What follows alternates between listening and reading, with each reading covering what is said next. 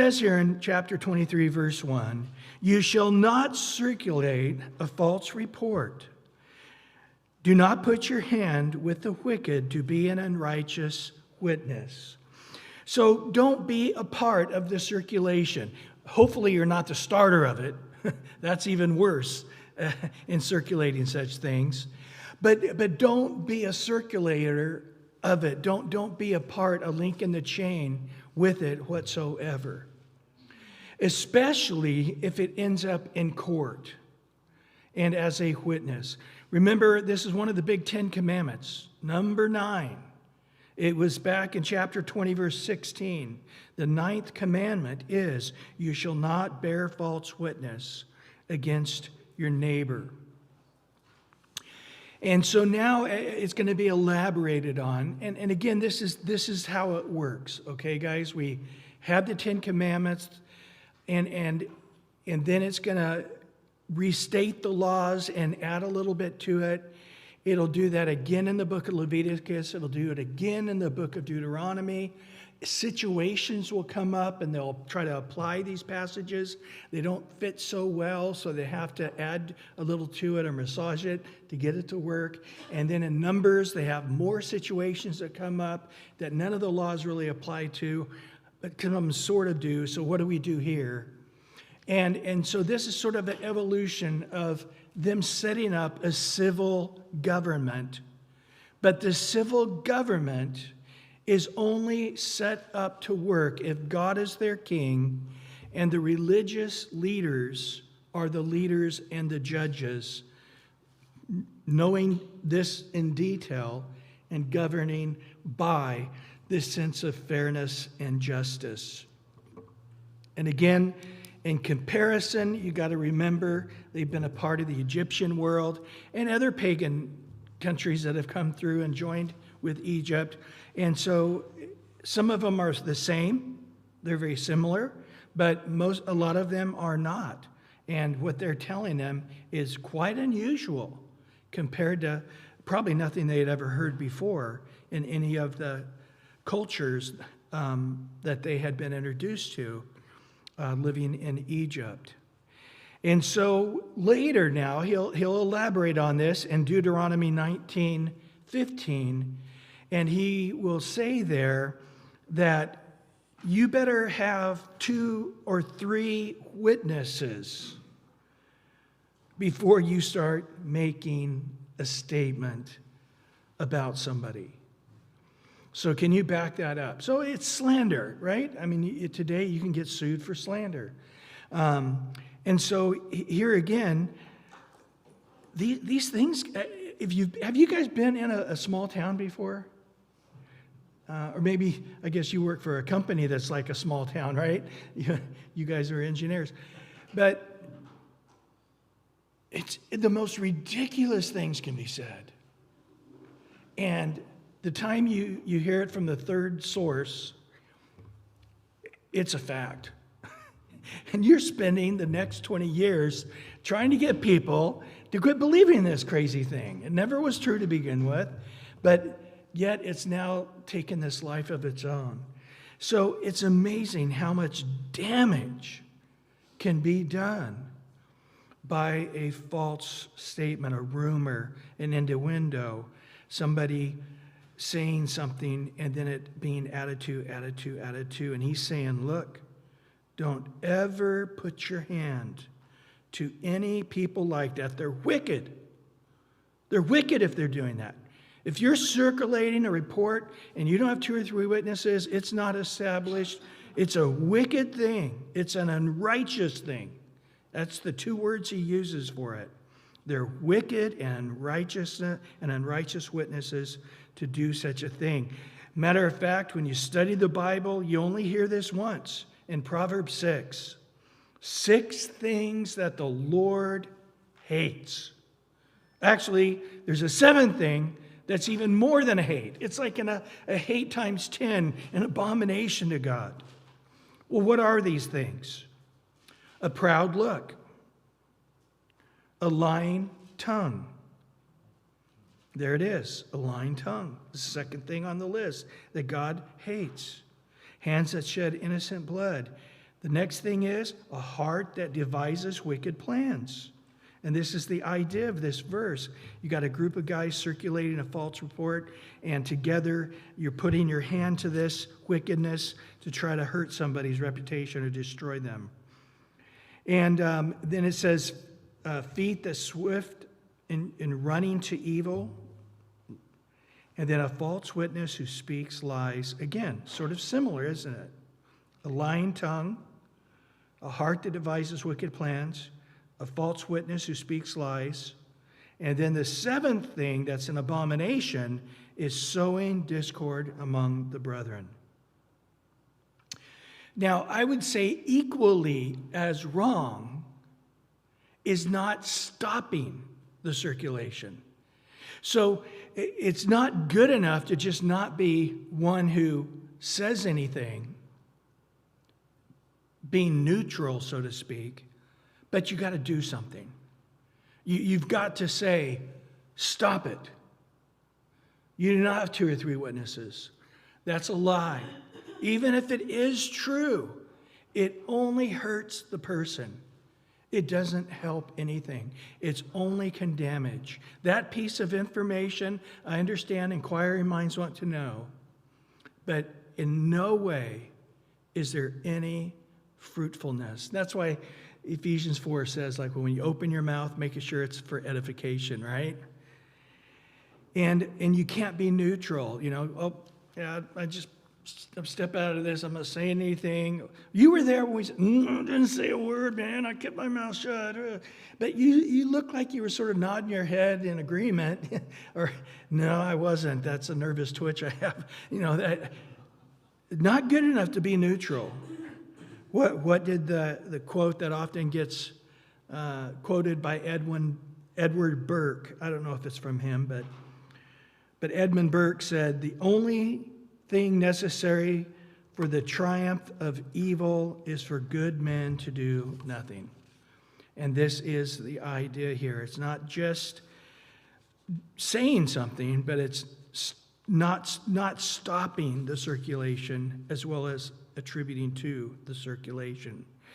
Number 2, verse 2, You shall not follow a crowd to do evil, nor shall you testify in a dispute so as to turn aside after many to pervert justice. So you're going to have to go against the flow. It's sort of a similar thing here. The peer pressure and the flow heading towards evil, it's a strong current, But you have to have a backbone, is what he's saying, right? What's that old saying? Any dead fish can flow downriver or go with the flow. Any dead fish can go with the flow. We're not to be a dead fish going with the flow. We're to be swimming against the current.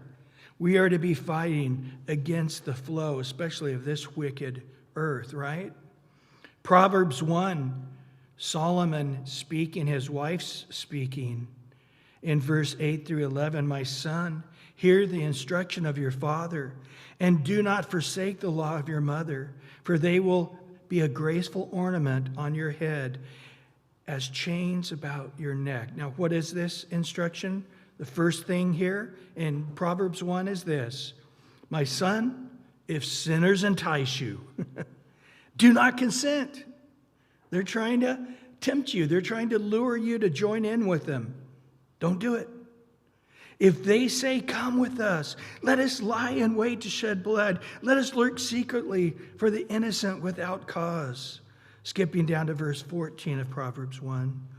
And they'll say something like, cast in your lot among us. Let us all have one purse. My son, do not walk in the way with them. Keep your foot far from their path, for their feet run to evil. Remember, we just read that in chapter 6 of Proverbs. That's one of the things God hates, feet that run to evil. And here he says, don't run to evil.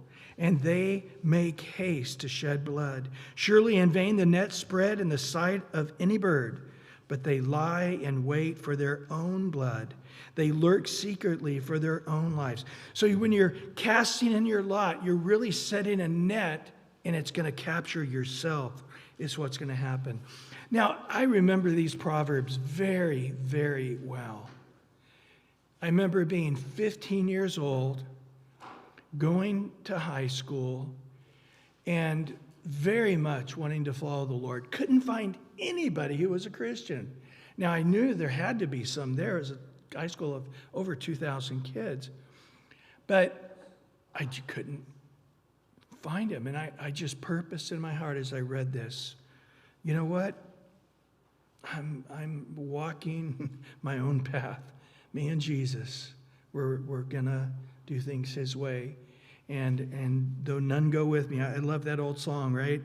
Though none go with me, yet I will follow. I decided to follow Jesus. And that was really it. None was going with me, but I was still going to follow. And a verse in particular, 1 Corinthians 15:33, don't be deceived. Evil company corrupts good habits or good character or good morals. Evil company, it will disintegrate the best of the best. They can't withstand it. The only thing you can do is don't follow. Be away from them. Because in your weakness, you're going to want to be accepted. You're going to want to be a part of the group. Everybody's purse is one purse. They're all together and as one club, and you want to be a part of that club. That's the number one thing with junior hires and high schoolers. Above everything is acceptance. They want to be accepted.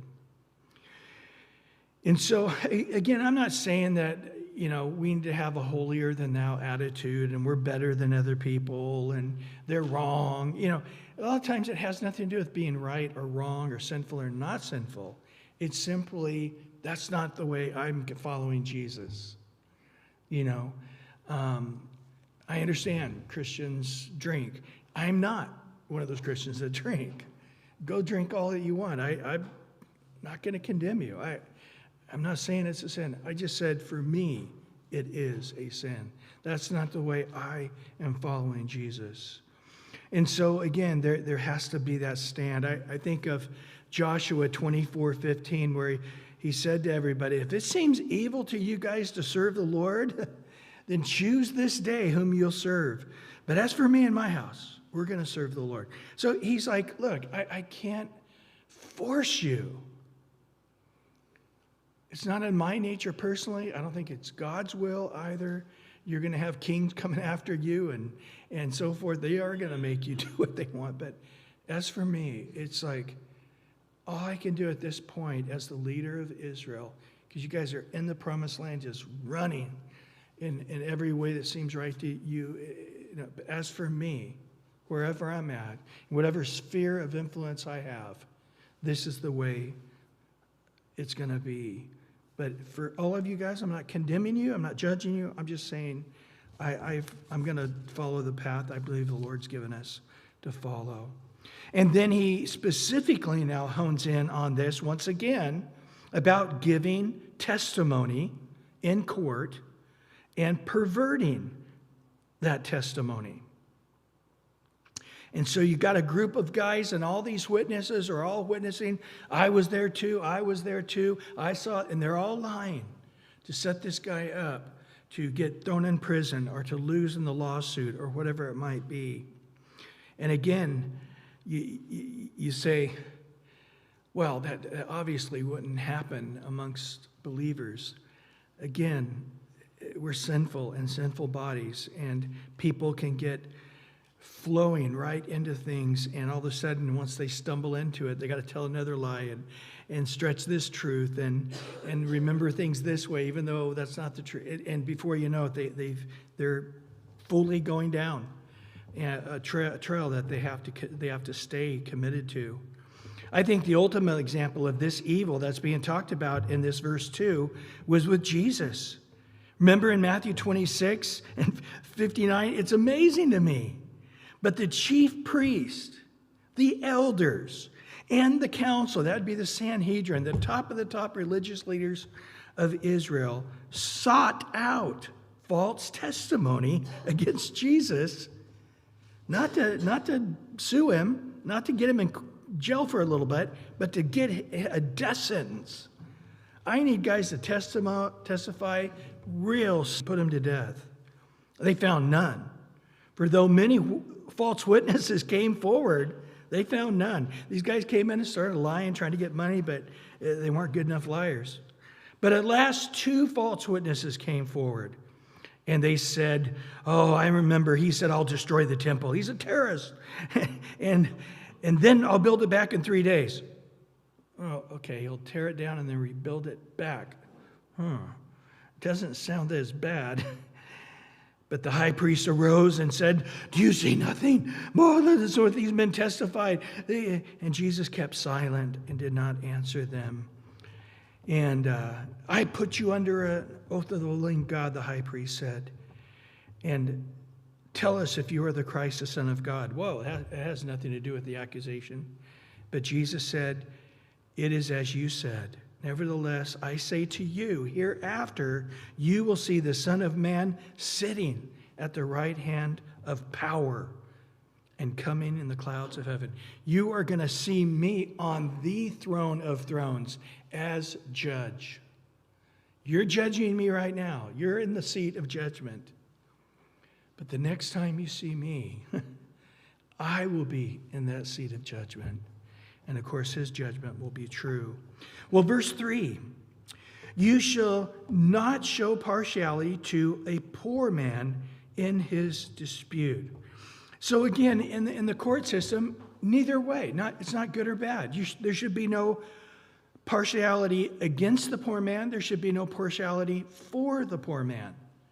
It shouldn't matter if you're rich or you're poor. We have in our judicial system, right, the Lady Justice, right? She has the scales in her hands, but what else? She's blindfolded, and her hands are on her ears, and so the idea is that I'm not judging the situation by what you look like or whether you're poor or rich or it's just and this is that idea there, and he'll elaborate more on this in just another couple of verses. But in verse 4 and 5 now, if you meet your enemy's ox or donkey going astray, you shall surely bring it back to him again. If you see the donkey of one who hates you lying under a burden, you would refrain from helping it. You shall surely help him with it. Radical. Do you imagine how mind-blowing this would be? Because man's natural instinct is good. When you have an enemy, but here it sounds like he's saying, the guy is an enemy to you, but don't you act like an enemy back. He may hate you, but don't you hate back. You again be the person that you're to be, no matter how other people are being towards you. Isn't that the message here? And so, your immediate instinct, he says, you're going to see that mule being flattened by too much stuff on it, and he gets upset and he ran away, and now he's collapsed, and there's this big burden on him, a bunch of sacks of grain or a big box or whatever they were lugging. And you're like, it's out in the middle of the woods, nobody will find him here, and that the guy's going to lose his goods, and he's going to lose his donkey, and it's not I didn't do anything. It's not my problem. I'm just going to walk away, and I'm glad that this guy's having a loss. That's going to be your first instinct. That's when you find out if you're bitter or not. When you hear about some guy who's hating on you for years, and maybe it was 10 years ago, but now you hear he's divorced or lost his job or he's got cancer, and your first knee reaction is like, ooh, oh, hold it, no, that's horrible. But if your heart is a little bit happy at this person who hates on you or is your enemy, then you got bitterness issues. So again, I think of that Romans 12, don't be overcome with evil, but overcome evil with good. But I just simply make a note. Life is a test every day. It's all a test. Some guy's hating on you. You can't figure out why. A lot of times it's just spiritual, isn't it? It's just a test. Why has God made my neighbor we were fine for the last 10 years, but now he is so angry at me, and I don't even know why. And I can't go in my backyard without him screaming at me. Or, why is this guy at work trying to get me fired? Or why is this guy on the freeway? I was just driving. I didn't cut him. Why is he trying to ram me? Why is this person at the store being so horrible? Why? It's a test. You got to constantly be tested. I love that when Jesus was on the cross and they said, yeah, he's dead, right? And what did they do when he was dead? They tested it. Is he really dead? Let me get the spear and poke him in the side. And out came water and blood. In the same way, we've been told to die to ourselves, right? This is it for 2 Corinthians 4. So death is working in us that life would be in you. That's the choice I make. That's what's happening. And so we're dead to ourselves. We're denying ourselves. We're taking up the cross. We're living. We've lost our life in this world to gain it in the life to come. We are just like Christ. We're dying to this world that we can live in the world to come. And so along the way going, is that Christian really dead? Satan's coming along going, he's acting like he's carrying a cross. He's acting like he's dead. But is he really dead? Let me let this guy poke him in the side and see what comes out. Do you think that's happening? It was a test. Wasn't Job's whole situation a test? It was a test that actually God brought up. What do you think about my servant Job? And Satan's like, let's test it. I think he's not the real deal. Let's test it. Go ahead and test it. You can't take his life, but you can test it. But then what happened? That all his friends were being tested. They didn't know it either. When I see Job, this guy who's the richest, has the most kids, he's so spiritual, such a goody two-shoes, and now he is, I think, lower than me now. He's got these boils, he's scraping his body. I'm not looking up to him anymore up here. I'm looking at him going, according to my theology, there must be some serious sin in this guy's life. I'm going to teach him, I'm going to treat him like crap. That's what they did. They treated him horrible. They accused him of horrible things. And then when he defended himself, they said, now we know you won't even humble yourself to be honest with yourself. It was all a test. They all failed, right? They all pretty failed. In the same way, there are people that are hating on you, and it's spiritual, and God's allowing it, and it's all a test. We've loved an enemy at this degree, but we loved an enemy at this degree. I've loved the Pharisees, Jesus might say, that are persecuting me, but can I love Judas, who's my good close friend who stabbed me in the back while I'm praying? He's out plotting my... So again, at different levels, closeness to you, and it's going to keep being a test. And then everybody around you, it's a test. I think of Nebuchadnezzar. I've thought a lot about this stuff. But Nebuchadnezzar, and you're going, wow, he became like an animal for 7 years. But everybody in his kingdom, how are they going to react when Nebuchadnezzar is eating grass like a cow, and his hair's like feathers of the bird, and his fingernails like the claws of a bird, and he's insane. Not 1 year, not 2 years, like 3 years. 7 years of testing. But yet, what did all those guys do? Their loyalty did not move an inch. They stayed loyal to him. He was still the emperor, even though he was crazy. They kept running things. And the moment his mind came back to him, boom, they were right there. And what happened? He became much more greater than he ever was before or after that test. And so again here, I think that Jesus is really taking from here. Now, when Jesus taught this principle in the New Testament, it seemed like the Jews had never heard this before. It seems like this was such an incredible thought. Like, where is this coming from? But it's actually coming right here from Exodus 23, verse 4 and 5. Remember Matthew 5, verse 43 and 45, it says, you have heard that it was said, you shall love your neighbor and hate your enemy. There it is. But I say to you, love your enemies. Bless those who curse you. Do good to those who, what? Hate you. Isn't that what we read? Your enemy's ox or donkey, the one who hates you, the donkey's under the load. Your enemies, these guys who hate you, don't hate your enemies. Don't hate those who hate you. Don't hate your enemies. These are the people that you need to pray for. Pray. This is the test. Can I love them? Am I moved? Am I angry? Am I acting like an enemy to them? Am I hating them because they're hating me?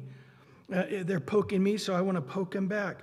Or am I going to just humble myself and be a dead person, not gaining my rights, just dying to my rights and praying for those who are spitefully using you, persecuting you? And if I can do that, I can be son of the Father in heaven. He makes the sun to rise on what? The evil and the good. He sends rain on the just and on the unjust. Isn't that amazing that God's thinking of that? You got Sodom and Gomorrah down there that in a few decades he's going to destroy them. But this year they're getting all this grass and they've got the best grass for the cattle. Remember that was Lot? He's like, man, I want to go down to that valley in Sodom and Gomorrah. They got the best grass for my cattle. That's why he wanted to go there. God was blessing them with rain, knowing that how wicked they were. God's hands are clean. No man's going to have an excuse before God. He has blessed the wicked of the most wicked. Nobody in hell is going to be in hell who wasn't radically blessed by God. With air, with sunlight, with food, with so many pleasures of this life. I think everybody in hell's probably cried out at God at one moment, and God answered prayers as well. In Luke, it says in chapter 6, verse 27, 28, but I say to you, here, love your enemies. Do good to those who hate you. Right out of Exodus 23, verse 4 and 5. He goes on in verse 28, bless those who curse you. Pray for those who spitefully use you. And then he goes on in verse 35 and 36 of Luke 6. But love your enemies, do good, lend, hoping for nothing in return. If your reward will be great. There it is, it's a test. This is how you get rewards in heaven. And you will be sons of the Most High, for he is kind to the unthankful and the evil. Therefore be merciful, just as your Father also is merciful. Well, now to Exodus chapter 23, verse 6.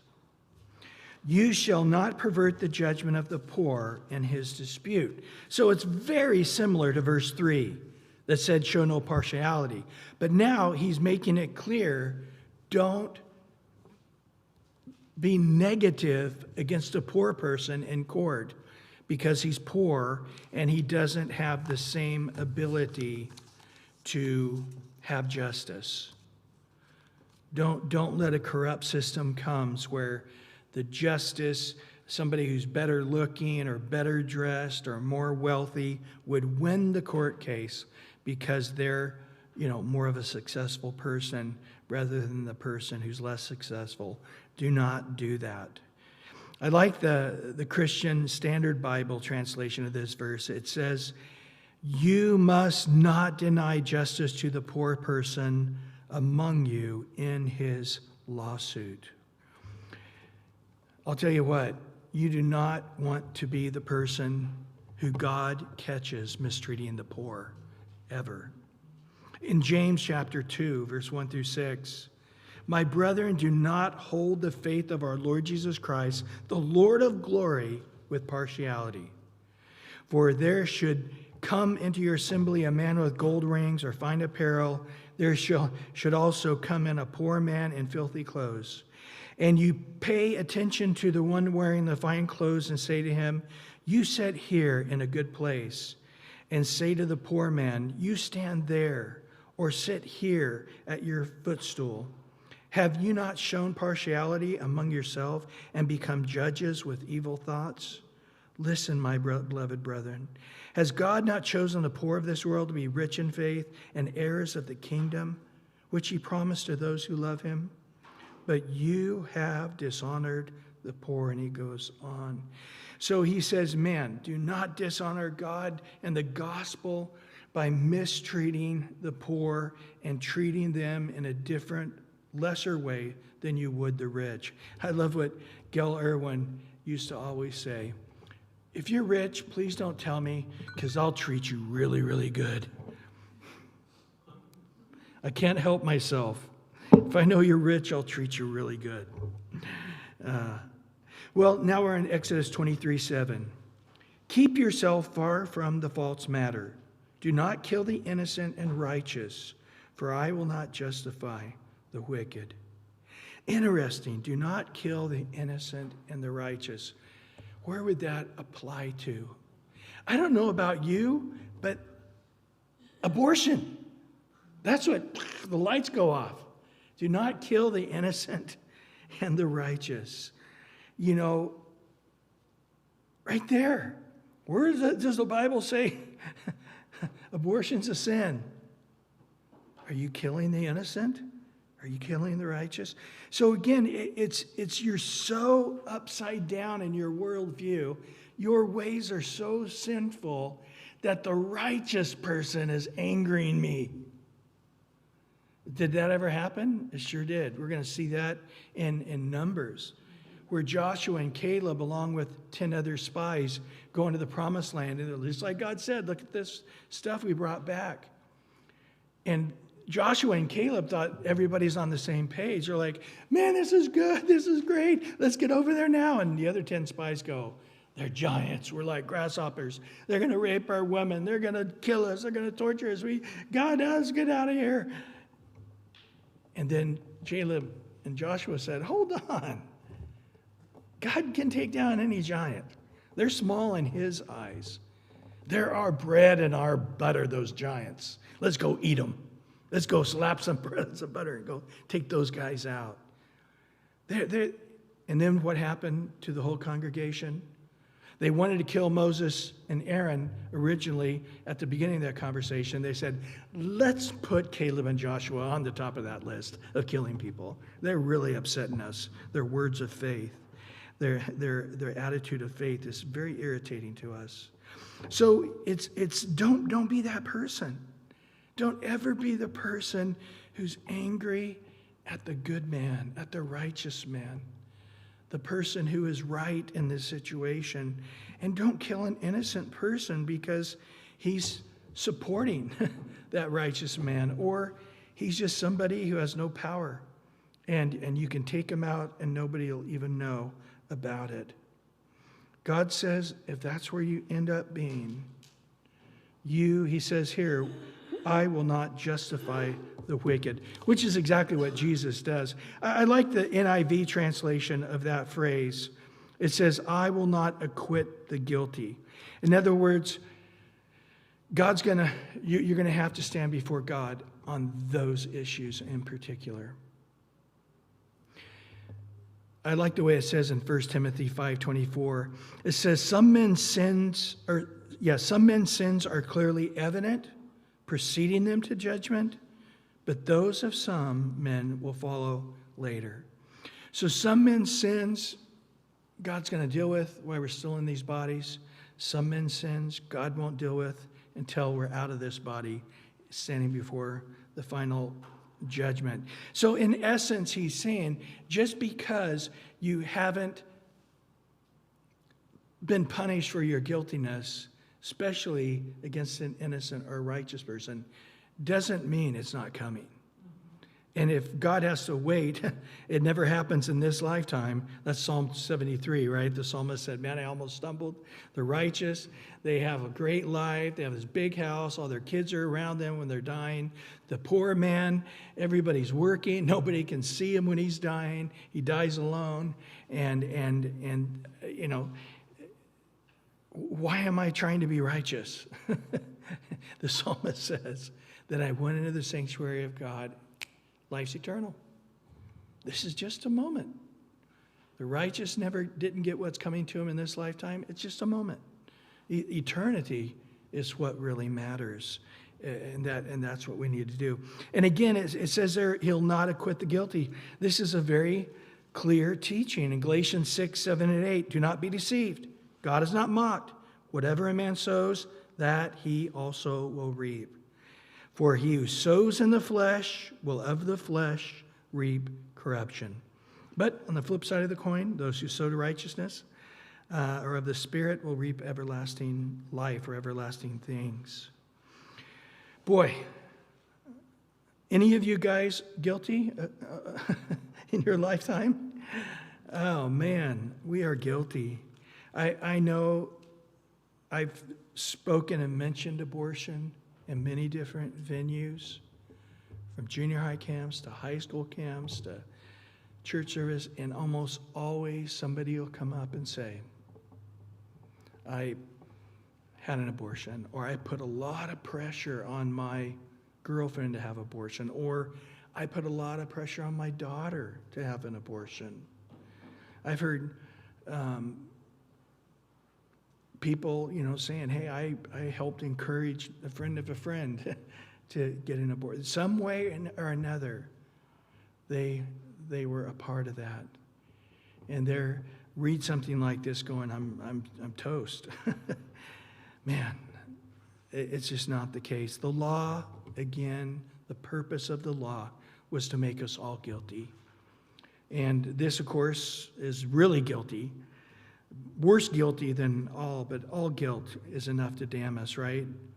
In Romans 3, verse 19 to 24, for we know that whatever the law says, it says to those who are under the law, that every mouth might be stopped, and all the world may become what? Guilty before God. Therefore, by the deeds of the law, no flesh will be justified in his sight, for by the law is the knowledge of sin. For now the righteousness of God apart from the law is revealed, being witnessed by the law and the prophets, even the righteousness of God through faith in Jesus Christ, to all and on all who believe. There's no difference. For all have sinned and fall short of the glory of God, being justified freely by his grace through the redemption that's in Christ Jesus. And of course, I think it says it much simpler in Romans 6:23. For the wages of sin is death, but the gift of God is eternal life through Christ Jesus our Lord. Well, verse 8 now. And you shall take no bribe, for a bribe blinds the discerning and perverts the words of the righteous. And so, very plainly, if you are making your decision in the court of law because of a favor somebody has done for you, or money they have given you, or you owe him because he paid for your last vacation or whatever, if you are being motivated by a gift from somebody to make a decision in their favor, do not be a part of that. In verse 9, also you shall not oppress a stranger. It's the same word for foreigner, same word for sojourner. For you know the heart of the stranger, because you were strangers or foreigners, aliens in the land of Egypt. So once again, repeating this so many times. We've already discussed this. Remember back in Exodus 22:21, you shall neither mistreat a stranger, a foreigner, nor oppress him, for you were strangers in the land of Egypt. The very next chapter now, he's saying it again.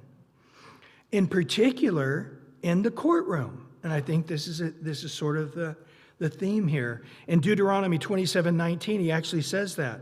Cursed is the one who perverts justice due to the stranger, or the fatherless, or the widow. And all the people shall say, amen. Interesting. James says true religion is taking care of widows and orphans. But yet, in this verse, he adds the foreigner right with the widow and the orphan. And in this culture, they had no power. The widow had no power. She couldn't own anything. She couldn't get a job. She was totally dependent on others helping her. And of course, if they're ruling against her because she's a weak person that can't support herself, and that's why they're voting against her. That's evil. Same with the orphan. And he's saying the same way at the stranger. And I can tell you, having traveled the world, especially being Americans, if you end up in court in most of the world, you're guilty because you're an American. Your chances of even slimly being found innocent are almost 0 to none in most of the world today. And so again here he's saying, don't be a part of such a system. But really, this is just the first step. So the first step under the law is don't oppress them, don't rule against them, don't in any way mistreat them. But where is God in the law really wanting to get? To love them. So don't oppress them, but that's below the law. But what's above the law? Loving them, right? Love your enemy. That's above the law. Do good to those who hate you. That's above the law. Just not mistreating them, that's under the law. That gets you to 0 or under. In Leviticus 19:34, he says, the stranger, again the alien, the foreigner, who dwells among you, shall be to you as one born among you, and you shall love him as yourself. For you were strangers in the land of Egypt, and I am the Lord your God. So he's saying that there needs to be a heart change. I'm not going to oppress them. I'm not going to mistreat them. I am going to love them, and I'm going to embrace them as my own child. And I am going to dwell with them as if they were my own child that I have borne. And then he once again remembers, did Egypt do that for you? No. As soon as they had a chance, time passed after Joseph died, they made you horrible slaves, and it got worse. In Deuteronomy 10:19, therefore love the stranger, the foreigner, the alien, for you were strangers in the land of Egypt. Boy, that's a phrase we keep hearing over and over again. And of course, in the New Testament, in Romans 13:10, love does no harm to a neighbor. Therefore, love is the fulfillment of the law. All laws are fulfilled if you love, right? If I love somebody, I wouldn't commit adultery on them. If I love somebody, I wouldn't steal. If I'm loving somebody, I wouldn't bear false witness. Really, you don't need the law because love gets you above 0, right? If I don't oppress somebody, that gets me to 0 because that's just what I shouldn't do anyway. But if I'm loving them, doing good to them, blessing them, embracing them, accepting them, bringing them into my life as my own child and loving them, now I'm above the law. So again, it's a heart change. For you know the heart of a stranger because you were the strangers in the land of Egypt. So you know the heart of the stranger. You've been there. You've been there. You've been in a foreign country and you had no power. They had all power. And they were able to step on you. When you could have, your heart would have been, I will serve you. I would love to be serving you. I'd love to be working hard in your country. I love you. You know, I want to be at peace with you. That was your heart. That's their heart. They want to be accepted. So I understand today there's a lot of bad actors coming across our border, and I understand that it's very wicked what the progressives have in mind, which is to break our country. And one of the ways they want to break our country is just to bring so many people in here that we become a third world country, and we all let the government take all our money and decide who gets it. And we all will have the same commie condo, is what we call them, over in the Eastern Black country. You know, they make these giant skyscrapers, and everybody got a little box, a little mouse box. Call them commie condo. You walk in, there's a toilet, there's a little tiny kitchenette, there's a little living room, and there's one bedroom. It doesn't matter if you have just the 2 of you, or if you had 10 kids, it doesn't matter. Everybody gets equal because it's wrong if you get even 1 inch bigger than anybody else. And if you go out and you buy a new toilet, boy, everybody hates you because you shouldn't be able to buy a new toilet unless everybody can have a new toilet. It's insanity. It's insanity.